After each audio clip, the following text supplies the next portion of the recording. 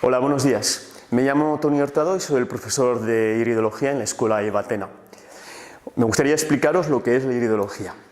La iridología es un método que sirve para, mirando el ojo, evaluar, ponderar la salud de la persona, analizando una serie de signos, el color propio del iris, analizando la pupila y otros signos que hay alrededor del ojo, y con eso podemos averiguar hacia dónde, cuál es la tendencia de la persona en sus problemas de patología, y sobre todo es un método que sirve para prevenir, es un método no invasivo en el cual simplemente con una lupa y una linterna podemos de una manera muy sencillita aprender lo que acabo de explicar.